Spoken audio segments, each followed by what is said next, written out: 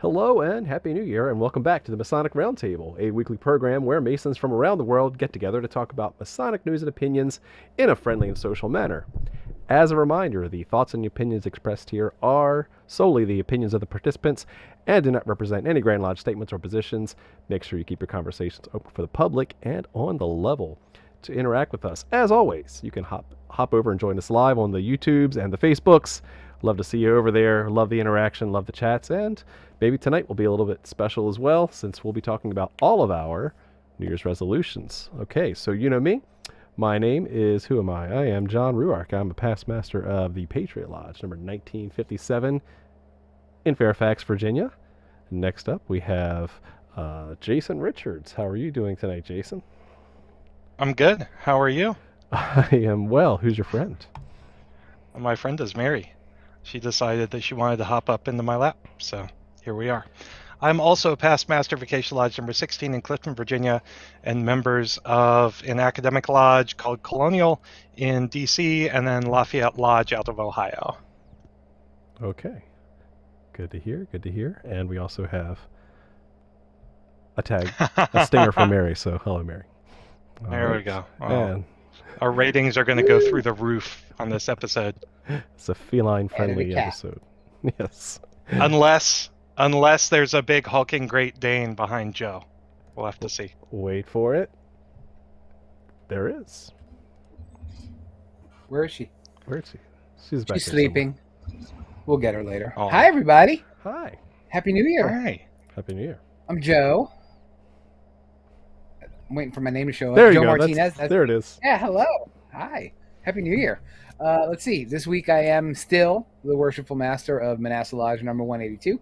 Haven't gotten kicked out yet. And since we're doing all our resumes, I'm also a member of Benjamin B. French Lodge number 15 in the District of Columbia, and Ezekiel Bates Lodge, no number, in Attleboro, Massachusetts, and a lodge in the UGLE. And that's it this week, I think. Yeah. Cool. So I think you've officially run out of all of your blue lodges to cover, right? You didn't join anymore in the past 3 weeks. I demitted from one, yes. You've gone down. Yeah. Nice. That's good to hear. Yeah. Big move, yeah. Lighten up the wallet a little bit. Yeah, you're making space.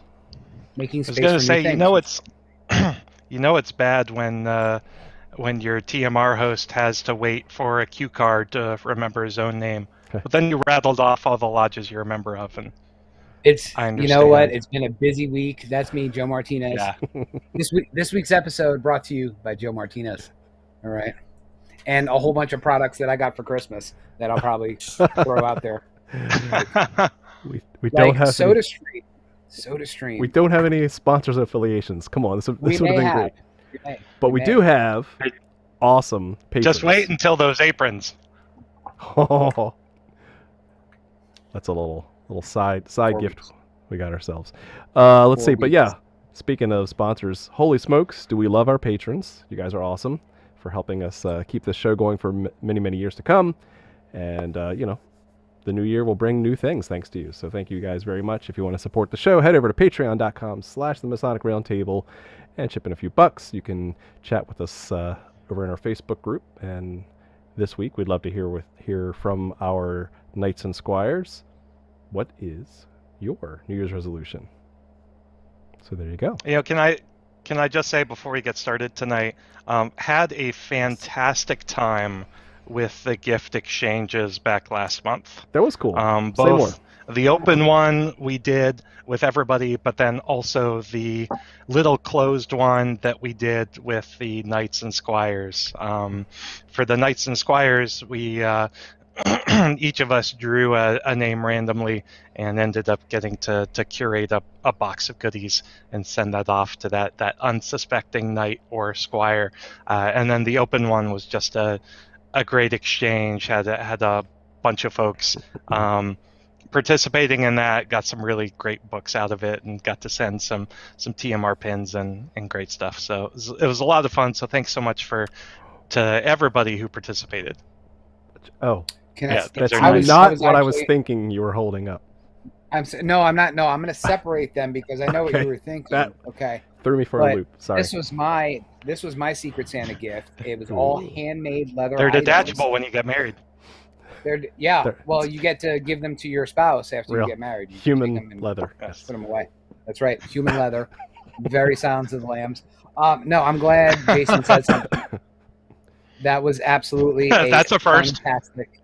Yes, it was very fantastic. Secret Santa. I'm going to put this away. You're about to make me curse, and I know the rule about cursing on this show. You're about to make me curse and break that rule. You're going to get us demonetized.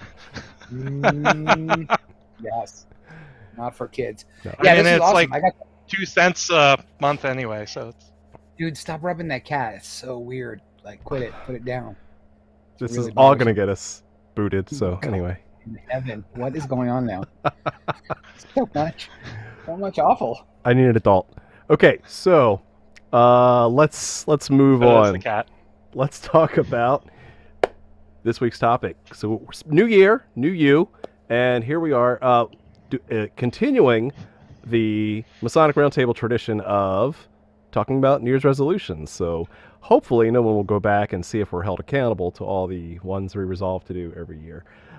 But it's always good. It's refreshing. I know a lot of us are about personal self-improvement, that kind of thing, and so I think it's always healthy to start the conversation about New Year's resolutions, because it's not hopping on a fad. It's actually doing what we came here to do.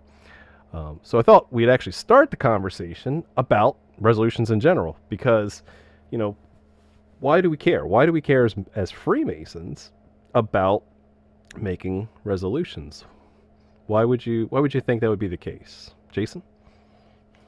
I think there's something to be said about, Freemasonry is very much a sanctification process. You can look at it that way. The mission of the fraternity is to take good men and make them better, and that process of bettering both yourself and your fellow Masonic brothers is a lifelong process. And there are some who believe that you're never truly a master mason, or you never reach that pinnacle of your spiritual edifice until you pass through the gate into the Holy of Holies at the time of death. You don't have a perfect ashlar already? Because I was gonna say, I mean, it's more perfect than most on this call, but no, it's but that's it. You nailed it. Yeah, it usually do. No, not that part. The part about working toward that perfect ashlar. We're going from the rough to the perfect ashlar. Yes. Right? What do you think, Joe? So I think Jason touched on it quite well. I think that I'm going to steal a quote from a very good dear friend of ours, Brother Sean Bradshaw, where he calls Freemasonry a transformational science. I think that is one of the most awesome ways to describe Freemasonry. It is meant to be transformational. It's not meant to be, come to a crappy meeting, eat some stale green beans, pass around really old candy, play with the wrappers really loud so you interrupt everything, that kind of thing. That's not its purpose. That's the superfluities of Freemasonry. But when you get down to the core and the basics and the purpose of what it is, it's meant to change you. And how do we do that? We go through a drama, which if you're a Mason, you know what that drama is, and it has a very defined ending. And at that point, you're supposed to leave all that old crap behind. That's the lesson. Leave that old crap behind and be a little bit better than you were yesterday. And I think it culminates perfectly in New Year's resolutions. Yeah, I'd echo that. So for those of you watching live, go ahead and start the conversation in the chat, either on Facebook or on YouTube. I want to hear what your New Year's resolutions are, and maybe we'll see if others have the same. But yeah, I'll echo what both these gentlemen said. The whole point of, or our tagline is to take good men and make them better. And if you're not getting better, you're not improving. If you're not improving, then you're stale, right? Then why are you here? Then why are you here, right? We've defeated the whole point. Right, and so while we have moral instruction through a series of degrees that help us get there, amongst many things, then we have personal journeys that we need to go on. But yeah, that's it. And I would actually go so far as to say that if you aren't taking on resolutions of some sort, you're really not a good Mason. It's controversial. So Ooh. I would caveat that though. Thank you, Mr. Diplomacy. Because you don't need to wait until New Year's to resolve Never to make said- yourself better. So, John, you and I are both a big fan of Kaizen, which is small, iterative, incremental, sustainable improvements. Yes. 1% better every day. Mm-hmm. So, don't use New Year's as an excuse to prolong getting yourself together. Absolutely. It's really cool. There's a couple of good books about the power of timing that I've read a couple of years ago. One of them is called When by Daniel Pink. Daniel Pink has written a lot of leadership kind of books, but this one was interesting because he wanted to look at the science of timing. And while there is inspiration for people to, on New Year's, start something new, and yes, we know with data that like 95% of New Year's resolutions fail. That's not what I think we should be focusing on. We should be focusing on trying to improve, right? So it's not, did we fall off the horse? It's getting on the horse. And what do they tell you when you fall off the horse? What are you supposed to do? Get back on the horse again. Shoot it. Or Yes. shoot the horse. Yep. Oh. Yep. Glue factory. Yeah. Yes. But in Dan Pink's book, what I like is that he does emphasize, there are many times to hit that reset button, not just January 1st, right? You can, if you are driven by milestones to get you started, there's the first day of the week, your birthday, your spouse's birthday, your payday. Like, you could, whatever motivates you to just hit that reset button and try again, that's more important than trying and failing, right? So yeah, so Jason nailed it. It's not about we need to do the show on January 1st and hope for the best and never talk about it again. It's that the mere act of being an introspective Freemason makes us more susceptible for self-improvement and growth that drive us to new beginnings many times throughout the year. It's all about creating good habits, right? You make you can shoot for the moon in your resolutions, but sometimes that becomes self-defeating, because if you shoot for something unobtainable and you get down on yourself when you don't actually obtain it, then where does that leave you? Whereas if you shoot for small, incremental, iterative improvements, then you have a chance to you do something for 30 days, it becomes a habit. You do something for a couple of years, it becomes a tradition.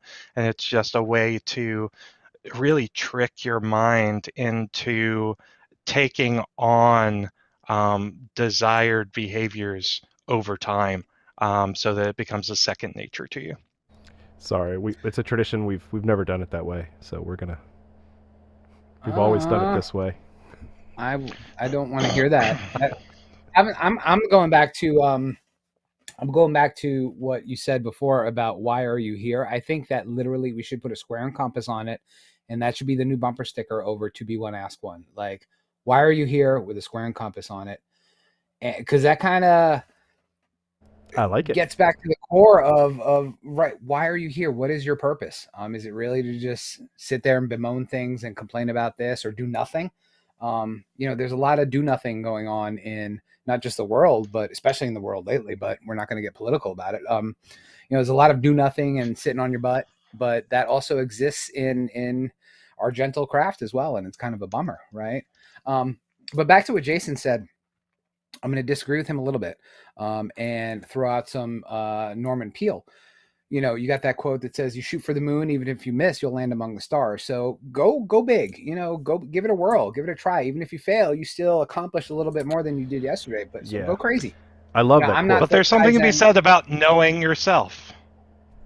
And if you are liberated. Yes. Yeah, I know nothing about that. It's on my arm. It's literally written on your sleeve. Everybody makes mistakes. It's okay. I'm not the Kaizen guy, if you haven't noticed, folks. I am the dumpster fire guy, so I'm just running out there. More Japanese, less Greek on your arm, Joe. Yes, I don't have any more room for any more languages on my arm. New Year's resolution. No more tats this month. So. No, but actually, Is that the Greek word for soup? For soup. Yeah, written on your arm. Yeah. Means butterfly butt. So I'm glad you brought up that Norman Peale quote, because I actually like that. About if you shoot for the moon, if you shoot for the stars and you reach the moon, then that's still progress. And I think that's something that people try to kick themselves up about unattainable goals, but don't measure their actual progress along the way. So, and then there's a similar quote that I actually started or discovered and started using over the past year, which I'm drawing a blank right now, but basically it says like all of life is an experiment, and those who do the most experiments wins.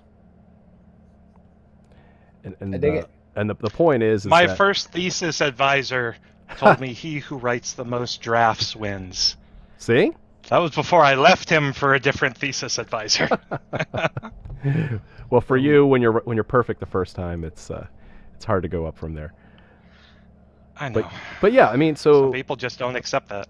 So whether you take it as, aiming high, or whether you take it as that I'm going to try this and I'm going to just keep trying new experiments, get some new data, because I'm a data-driven guy. I want to, even in, non-product managing kind of things, but even in spiritual, in personal, right, goals is, well, let me try this for a week. And if I fail, I tried it for a week, and I have some knowledge of what worked and what doesn't, and I'll tweak the variables and I'll try again. So that also applies for your personal growth. That applies for Freemasonry as well. And I've said before, in a perfect world, that we would have lodges like that would experiment with all sorts of structures, combinations, affinities, right? That we'd let 1,000 flowers bloom, right? We would let experimentation grow to see what works, because we won't know, because everyone has great ideas. Let me get on my soapbox for a second. When you talk about the membership problem, that everyone's like, well, this is what I think the membership problem solution is, and this is what I think the solution is.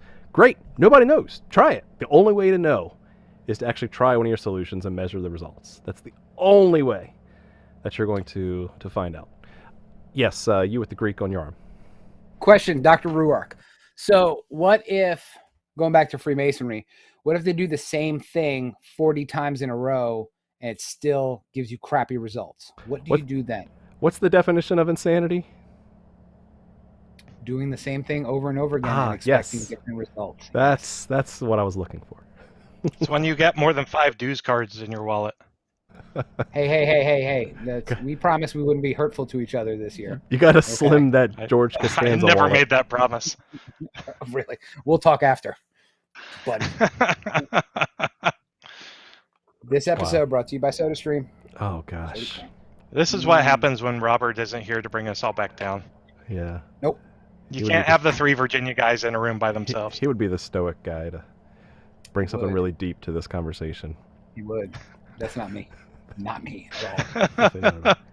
Speaking of, so on our YouTube chat, Brother Jose, great brother, he brought up a really interesting point. I really like it. He says maybe that's why most lodges have their installations around St. John's Day or the winter solstice. I love that. I think that's phenomenal. And, we didn't have a show during the winter solstice. I think we had one right before it and talked about all the But we did talk about the solstice feasts, right? Exactly. We did. And you guys did. What's the purpose? Oh, that's right. You weren't here. You were doing your hair or something, or rubbing a cat. But yeah, no, I think that's a perfect. I was holding back my hair. Whatever. I think that's a great analogy. I mean, that is literally the shortest day in the year, right? So everything after that, you get a little bit more sunshine, and until we get to the June solstice. So there's my dog for your cat. So I dare you to bring her up. So. Because she'll eat her. But no, I think that's absolutely beautiful. And I love that. Oh, good. Well, she's sleeping. She's kind of useless. But yeah, no, I think that's a lovely, lovely analogy. And I think it really fits the resolutions motif of, it's, you're in a dark spot, or you're in a dark place, or you're in a rut and you need to get out. Guess what? The sun will shine tomorrow. We promise you, at least for the foreseeable future. And you can go to China now and get your own, because now they're building suns in China. There'll be sun. Following the news. Yes, brand new suns in China. Only for like a minute, 30 seconds, though. Well, gravity, You're such a Debbie Downer. I know. I'm a pragmatist. Wah, You're wah. so that pragmatist has a lot of gray in his beard. So every time you zoom it, that's all I see. That's not as bad as Ruark's. Yeah, did you dip your chin in some ice cream or something? Or Hey, I'm not 40 yet like you guys. close. So let's talk about other depressing things. Like, what are our New Year's resolutions? So Yes. since Jason's very smarmy tonight and missed our last episode, I'm going to start with you. So Jason, Okay. what is Yeah. your personal set of New Year's resolutions? So last year was very much a, you have years of upheaval and transformation, and then you have kind of plateau and kind of sustainable years. Last year for me was a year of upheaval and transformation. And so early to middle of last year, took some dedicated time to better my own personal mental health. Was in a couple rough spots, just mentally with things that were going on in my life, and so spent a good bit of time, a number of months, of chipping away at my mental health and getting myself into a really, really good state. And from there, said, okay, I'm in a good state mentally.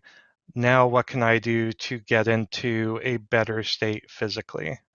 And ended up getting an exercise bike and really started working on my physical health. And for this year, given that last year was such a year of transformation and upheaval, um, honestly, my biggest resolution this year is to maintain those healthy habits that I started last year, both with my mental health coming to a point of very strong mental health, but then also continuing to keep that healthy habit of engaging in good physical activity and physical health practices on a weekly basis. And so those are two things that are just really, really important to me. And when I took my new job back about a year and a half ago, those really fell off the bandwagon. And so this year, I want to maintain those good habits and those transformative activities that I did last year, while starting to turn my eye to spiritual health and starting to work a little bit on the spiritual health once I have those healthy mental and physical health habits set in stone. And that's really my resolution for this year. Yeah, I mean that's awesome because I think too few people think Kaizen. that that continuation of can also be the right answer, right? To continue the good things, right? To keep that going, right? Because we always focus on changing something or starting something new, but if you know something's working well for you, Kaizen that, right? Just to start with that and start improving that, right? Don't need if it ain't broke, don't fix it is like what I like to say. So that's a good place to start. And again, geez, what is this? We're entering year 3 of COVID, right? So we all know what an upset that's been for everyone's professional, personal, mental health, and everything. So yeah, like if by now if we found something that's working for us as we've adjusted, yeah, let's keep going with that. So I admire that. That's super cool. All right. How about you, Joe? What are your personal New Year's resolutions? Yeah, how about me? How about So, you? how about me?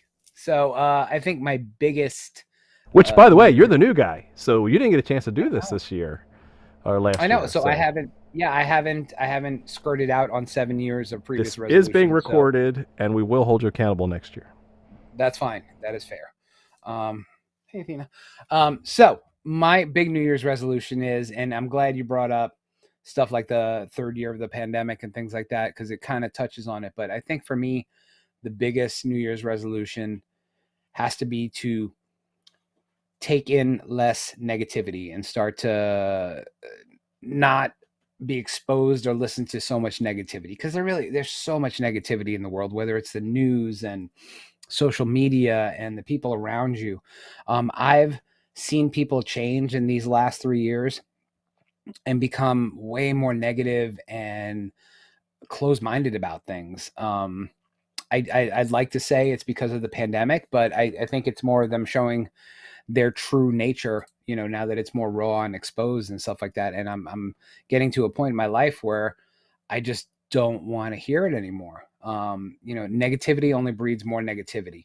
And I think the only way to fix that and to combat that is to be that tiny little candlelight in the window, and promote more positivity and be less negative, both in your words and in your deeds. So I think that's This going to be little one of my light favorite. of mine, I'm just gonna gonna let it shine. shine. Yay! Hell yeah. So, but yeah, I think that, I mean, like I said, moving into year 3 of this poop show, I think that, COVID, you mean? Not TMR. Yes. Okay. Not TMR. No, TMR. Love TMR. Good show. You guys do great. I think that, we need to get to a break point of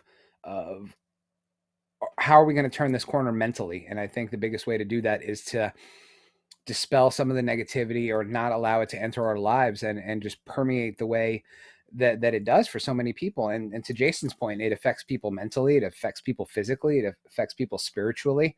I mean, this has got to have been a trying time for so many people's spiritual health, that I can't even imagine.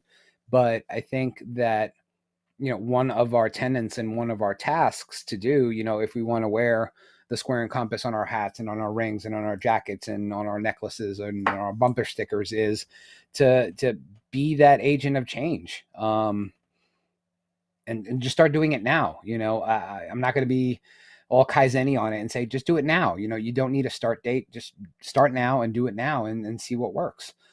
Because I think if enough people do that, I think we can start to change that group mind that we have of just everything is crap and everything's horrible and tomorrow's going to be worse than it was today. And all these thoughts that people are struggling with and not able to share.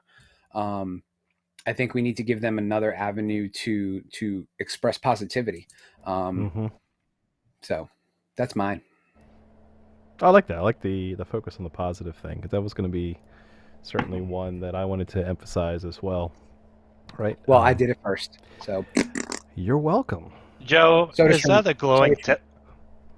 In addition to your soda stream, is that a glowing tesseract on your shelf in front of your Green Lantern lantern? It's distracting. It's so distracting. Okay. Is it really? Yeah.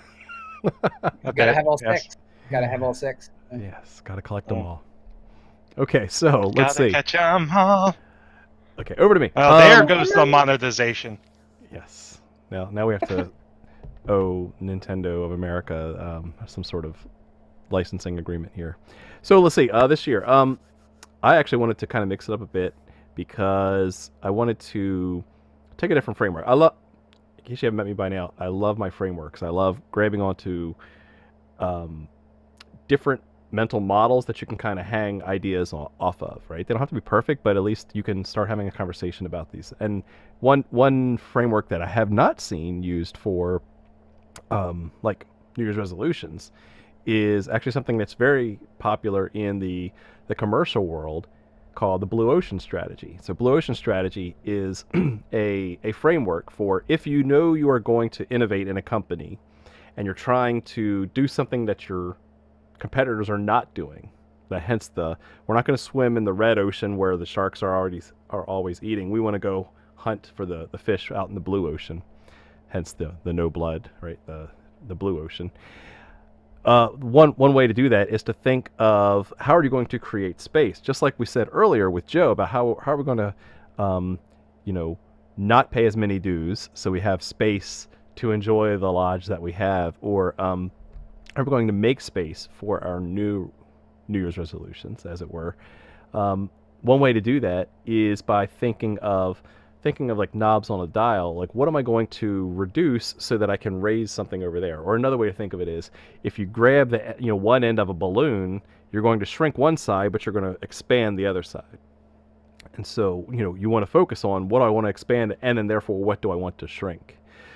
So the way they break it down into four things, they are going to break those components into what am I going to reduce, what am I going to raise, but then also what am I going to completely eliminate so that I can create something brand new on the other side. So it's eliminate, reduce, raise, and then create. So there's four aspects, and that you could apply even for your personal life. Is like, what do I want to do in my life that I want to make room for?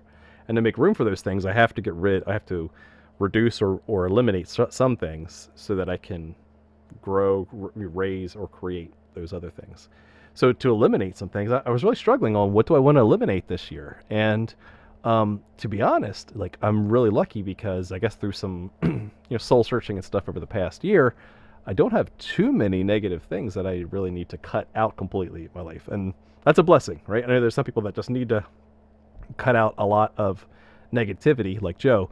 I mean, not negativity from Joe, but like what Joe said. We know what you meant. You can choose however you want to interpret that. But we're stuck with them. So, I don't think I need to eliminate much, but what do I need to reduce are certainly my time sucks. I think that's one thing that I know that, and goodness gracious, they do a good job of it.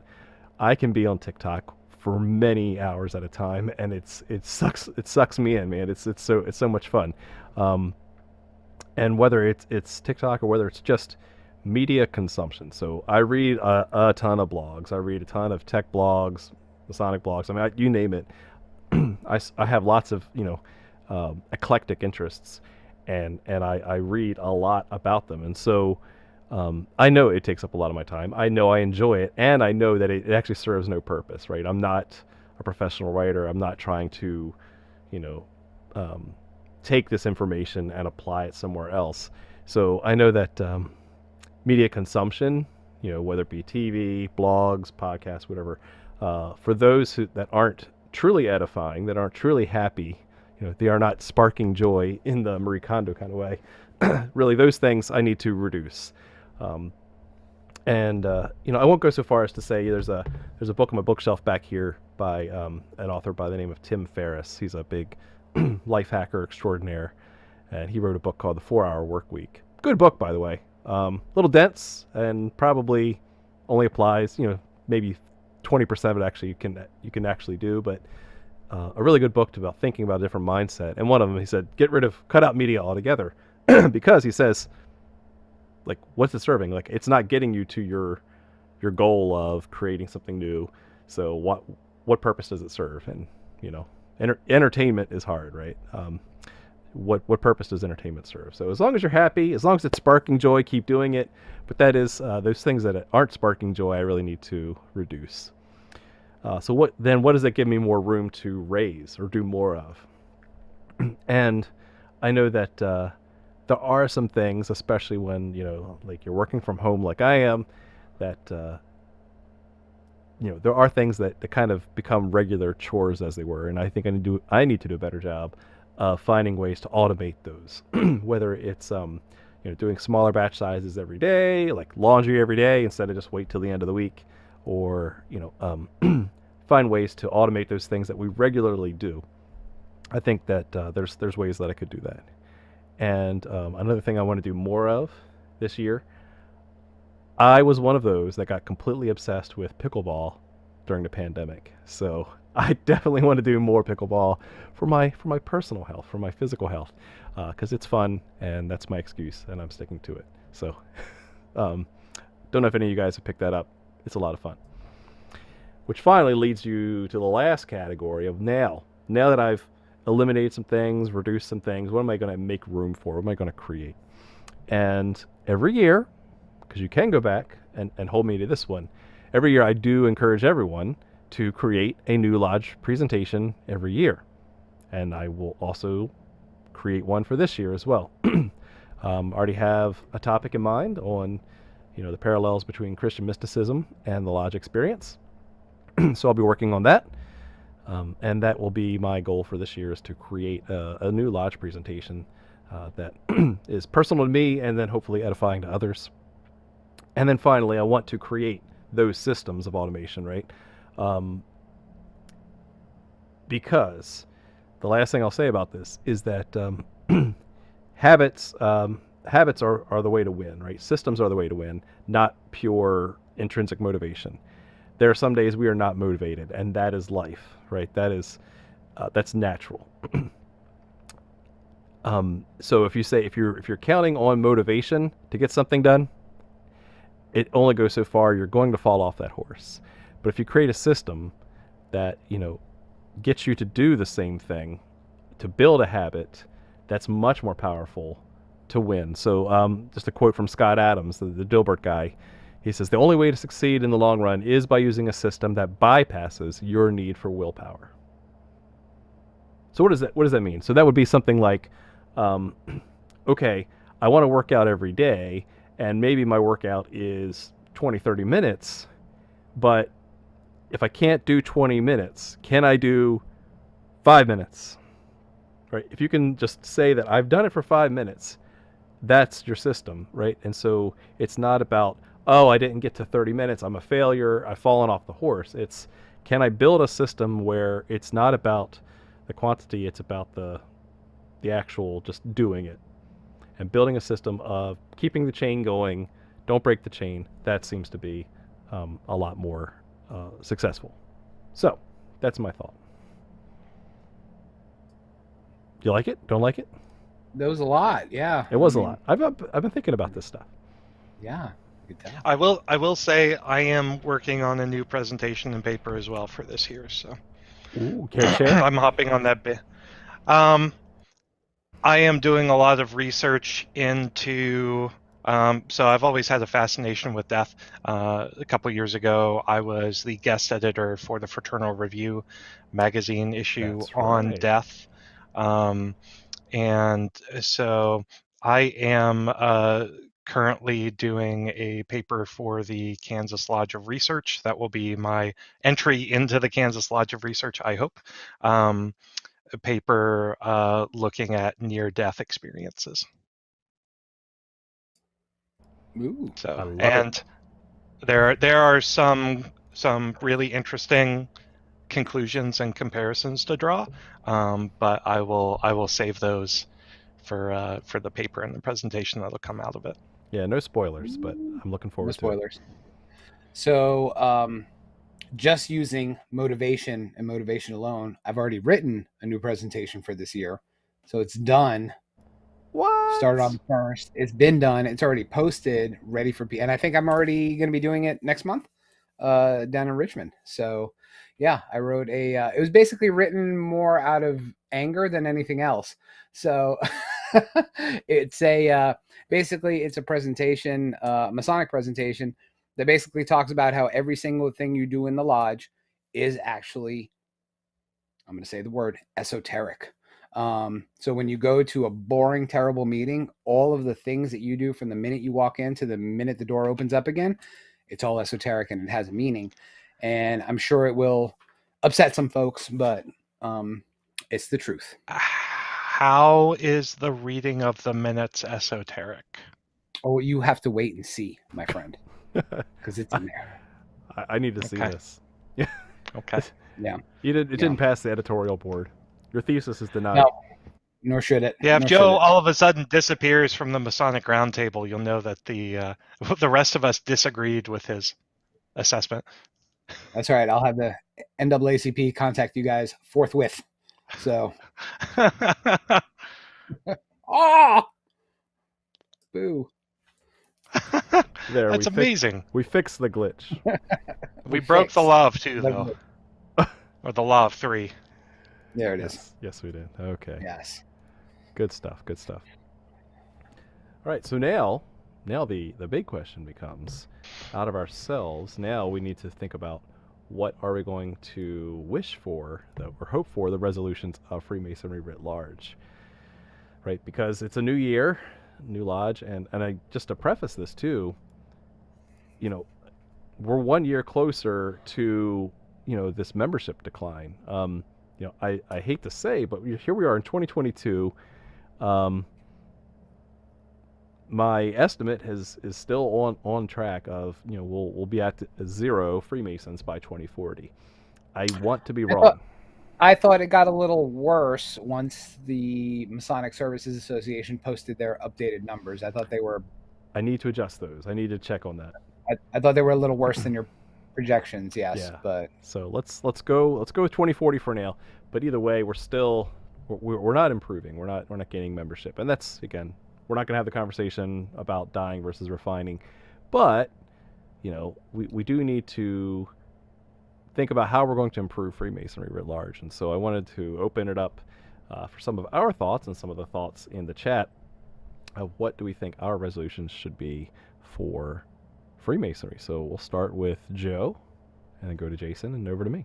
So what do you think, Joe? right. What's your resolution for Freemasonry? You know my stance on all this, and we're not going to rehash our old opinions on things because I am a very opinionated person. But I think that yes, but I think that we should, What? yeah, just a bit. I think we should take this opportunity, and it's an opportunity, I think, to bring back into our Turn off your lodges. Tesseract. All right, fine. I'll turn it off when it comes off my That's screen. fine. I'm not getting up right now, because then the dog will get up. But I think we should take this time and treat it like an opportunity to bring back into our lodges what our lodges need. And it could be different. And I'm not going to say that my answers are the end all be all Exactly. and are going to work for every single lodge. But take a long, hard look at your lodges, wherever they are, and put back in what's missing. Whether it's more solemnity, or whether it's more fellowship, or whether it's better ritual. Would you say you get out of it what you put into it? Absolutely not. I Oh, hate okay. that. I absolutely despise. Why, you thought I was going to say that? No, no, because I'm that's not trolling true, you. right? You get, I know you are. You get out of Freemasonry what is put into you, right? So if you give soggy, boring, vapid experiences to your new members, guess what? In a year or so, they're not going to come back, and they're never going to come back, and you've ruined Freemasonry for them. So that is just the biggest load of poop I've ever seen in my life. It's not you get in what you put into it. It's what you put into those new people and how you treat it, and they're going to do the same things that you do because that's what they've learned. So going back to what John was talking about, those habit forming things, and those things that if you do a certain amount of times, they become basic muscle memory to yourselves. Freemasonry has those same qualities, right? If your new members or your new candidates or your new folks get treated to just soggy, vapid, there's really no other adjective for it. Vapid, it's just surface level garbage. That's all that they're going to think it is, and they're never going to come back. So it totally proves, John's awful projections of 2040 Masonry dying the way it is now. Prove me wrong. But exactly right. So going back to my original hope for Freemasonry is take a long, hard look at your lodge and, treat it as if it were dying tomorrow and see what it is it needs in order to be a bit more successful. And if everybody does it across all their different lodges, you'll start to see little tiny sparks of improvement. You really just inspired me right there. Because there's a Stoic thought, which I think it's actually from one of Marcus Aurelius's meditations, which says Aurelius. That's what did I say? Aurelius? No, Yes. you didn't say Aurelius. That. Which says something along the lines of assume when you tuck your kids into bed at night that they're going to pass that evening, and it's very dark. It's right, but what it's trying to tell you is cherish what you have right now, and do the best you can to enjoy it and savor it, and be the best what you can be in the moment. And when you said a similar line about well, assume your lodge is going to die tomorrow, well then what would you do now to enjoy it? What would you do to savor that lodge experience, to savor the brethren, right? To bring your whole self to lodge. I mean, imagine what impact that would make. That's super cool. Let me bring that home for you. So that you're talking about Marcus Aurelius, not the other dude you mentioned. I don't know who that weirdo is, but which that was written in Meditations, and it's something to the effect of as you kiss your son or your daughter goodnight, whisper to yourself, he may be gone or he may be dead in the Right. morning. So, I mean, it really is, and it is morbid, but it is, it's basically that same mantra of treat each moment as if it were your last. And if it is, are you happy with the work that you've done in the world? You know, So I would are have you to say no. happy? Are you happy I would with have to say your work in Lodge right now? Hmm.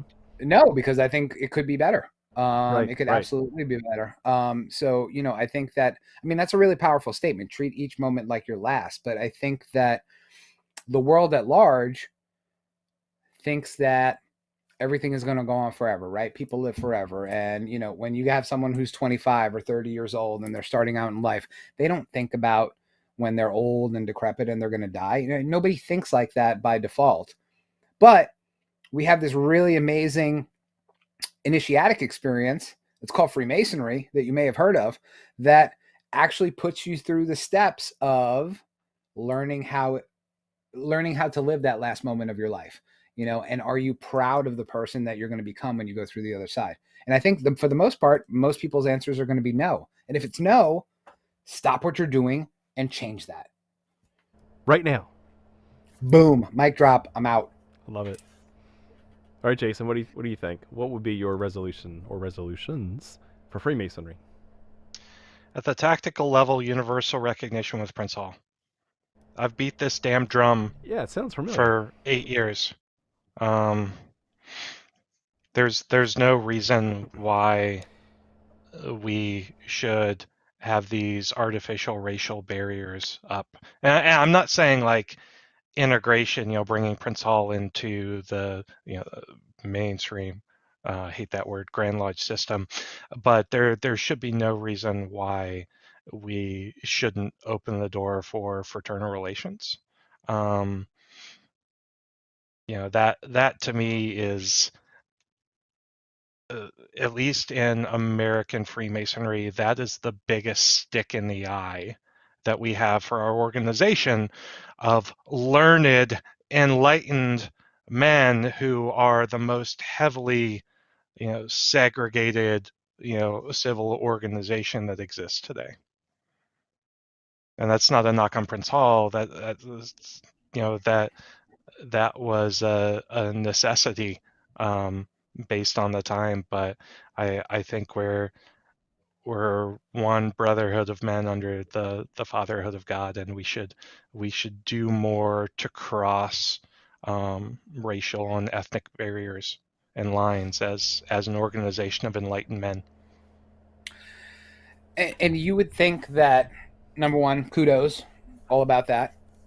I think that you kind of underscored a really important point when you were saying that, which we like to tout the fraternity as this group of enlightened individuals who change the face of the world. I mean, that's the God's honest truth. 300 years ago, Freemasonry changed the course of an entire a hemisphere of our entire world, right?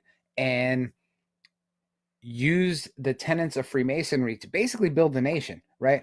So for all the Freemasons that love George Washington and love all the other Masons that started our country, we love the fact that we screamed equality and liberty and yes, I said George Washington. He was a Mason. But who screamed from the rooftops at the expense of their lives for freedom and liberty. Yet, to Jason's point, we're kind of stuck in this mindset a little bit about things that should be easily changeable, but they're not. So, going back to what I said at the very beginning, let's start to live those tenets that we like to preach and that we like to put on T-shirts and bumper stickers and whatnot. Going back to the new bumper sticker that we'll put out soon. Why are you here? That was rhetorical. I like it. I like it a lot. Okay, Jason.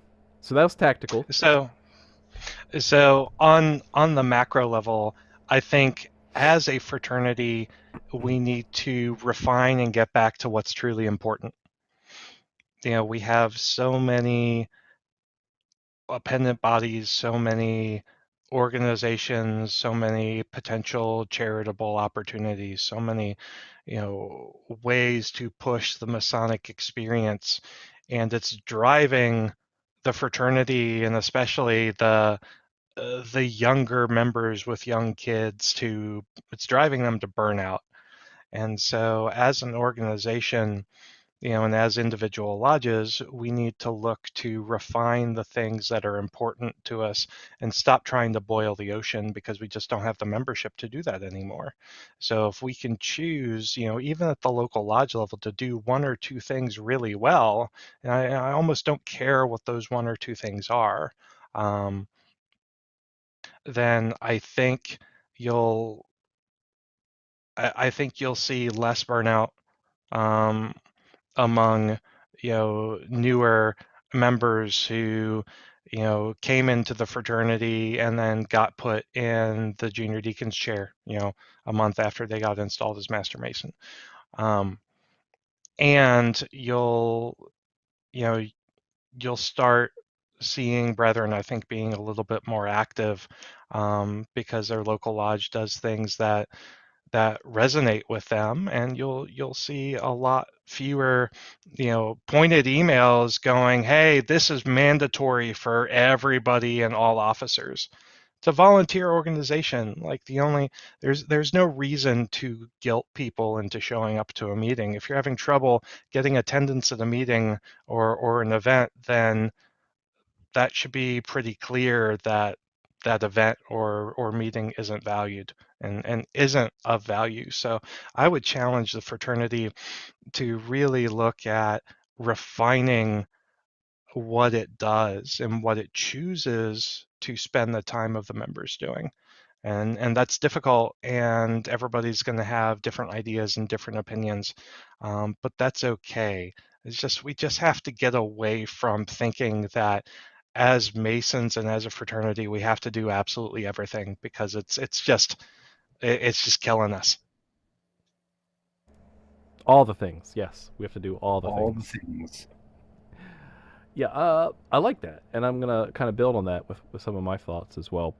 But this is more reflected towards those actually listening, those brothers who are in the craft. You know, it cannot be apathetic, right? So I think apathy will kind of kill our fraternal organization.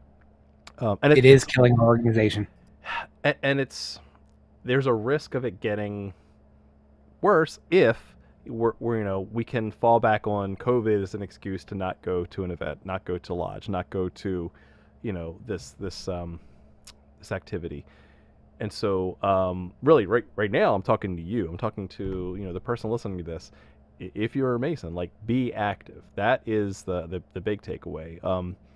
I want to turn this from a year of speculation into a year of action. Like actually use those working tools, both literally and figuratively. But specifically, I think this is the year we take Masonry back. Let's think of it that way. Um, let's get out of the negative headspace. Let's go into the positive. What can I do? What can I do as an individual Mason to turn this ship around?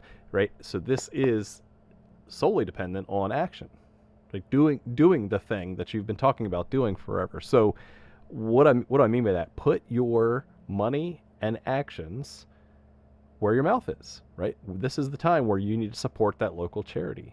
This is where you need to give to your youth groups. This is where you need to go to that out-of-state conference you've been talking about going to. One of these days I'll go to that. Great. This is one of those days. Right now is one of those days. Buy that Masonic book you've been talking about. Like, oh, it's a little expensive, but I really think I'd enjoy it. Great. I'm giving you permission. Like, go do that thing to learn that skill, to refine something in you that's calling. Of course, start that Masonic presentation if you haven't picked up on that. Now's the time. Hey, I've always thought about looking at the history of my lodge. Great. Now I'm telling you, go do that thing. Go pick up Do it. go pick up the Google, pick up a pen and paper, whatever it is that you do to assemble your ideas. Build that Masonic presentation, because there is someone that you don't know that's going to really enjoy that presentation. And the only way you'll find out is by doing it, by giving the presentation, by sharing your knowledge, by learning something new, and then you're going to spark some interest in the fraternity, right? Live those virtues, right? So let's even go now inside, right, where we're taught virtues, we're taught moral code. We are a system of morality veiled in allegory and illustrated by symbols. Use them. Like, this is the time to do this, especially in high political, high pandemic time. Is like, great, let's go live as Masons in the world, and really hold ourselves accountable to those things that we say we are, right? Through our actions, not through our intent, not through our wearing square and compasses on our hats or anything like that. Really, by living those virtues that we say we are. And then finally, focus on the positive, right? It's very easy to get caught up in the negative, like we talked about earlier. But I'm not gonna say be the change you want to see in the world, but be the change you want to see in the world, and turn away from the negative. Really focus on trying something, because again, if all life is an experiment, and those with the most experiments win. Now I'm calling on you to actually take a Masonic experiment and go try to push forward those Masonic values that we hold into the world, into the society, into your community, because that's the only way we're gonna make positive change happen, is by actually going out there and doing it. So make this the year of action. I'm calling on you to actually get off your butt and go do that thing you've been wanting to do. Now's the time to do it, and I think you and the fraternity will benefit from that experience. I'm waiting for you, and I want to hear all the good news. I want to hear you email us and say, hey, you know what? I did do that thing this year, and the brothers loved it, and we had a great experience, and we talked at the bar afterwards, and it was just fantastic. Like, that's the change I want to see. That's the change I want to see for the fraternity, and it doesn't happen at the top. Don't wait for a Grand Lodge edict to tell you to go do these things. That's right, because that's the only. You have to just try something at your level. You are now empowered. I bless you to go off and take charge of your own Masonic experience. The real pinnacle of being a trendsetter and a change agent in Masonry is when you get a Grand Lodge edict that tells you not to do what you are doing. If you're not ticking someone off, you're not trying hard enough. Right. Yes. If that were true, I'd be the most successful person on earth. Yeah, I was gonna say, that sounds like Joe's like written on his birth certificate. Yes. Dumpster fire. Awesome, gents. Okay, so here we are at the final thoughts for the show, and so the final question is, give a short phrase of inspiration that you want to lead into 2022 for the fraternity. I'll give you a beat to think about that. I'm good. Think about it. And Joe. Hi. Joseph's fine too. I really that wasn't very inspiring. All right, you shut up, cat boy. No. Hi, Joe Martinez, Pisces, SodaStream. Get one. They're awesome. My son's going to get mad that you called me cat boy because he's cat boy. Hey, PJ Masks, awesome. My kids grew up on it, but amazing show. The nugget of truly awe-inspiring. The nugget of wisdom I'm going to leave you with tonight is what we said at the very beginning. Why are you here? Find a reason and be that reason, and be that agent of change in the world. I mean, it's 2022. Find a reason, be that reason, and go do that reason, and tick people off, and you will be successful. Joe Martinez out. I like it. Okay, how about you, Jason? That wasn't exactly a one-word checkout, Joe. It was a short phrase. I gave him a little bit. You know what? I have a short phrase for you after we're off live. Okay. So. Yeah, this is a family-friendly show. We're gonna get demonetized. Yeah. Yeah. What else is new? Short phrase as an admonition and encouragement to everyone listening. Refine and sustain. Ooh. Refine and sustain. Excellent. Try to do things a little bit better, but then that becomes your bar. Yep. So keep moving that bar up and push forward. Yeah. Love it. Keep moving those goalposts. Well, no. Wait. No, we don't want to do that. No, but I know what you mean, and I love it. So I appreciate that, Jason. And finally, That's why I like you more than Joe. I'm waiting for Joe's I'm kidding. snappy response, but anyway, Audible sigh. I will. I love you, Joe. Joe needs to narrate his life from now on. So what I'm going to do is I'm going to end with a related Bible verse, which comes from 1 John chapter 3, verse 18, which says, "Dear children, let us not love with words or speech, but with actions and in truth." This is the year of action. Let's go do it. Let's go fix it. Let's go change that thing. Let's go get on that committee. Let's go participate. Let's make this the Masonry that we want it to be. I'm optimistic. So should you be. You guys are awesome. Thank you all very much for watching, and keep searching for more light. Have a good night.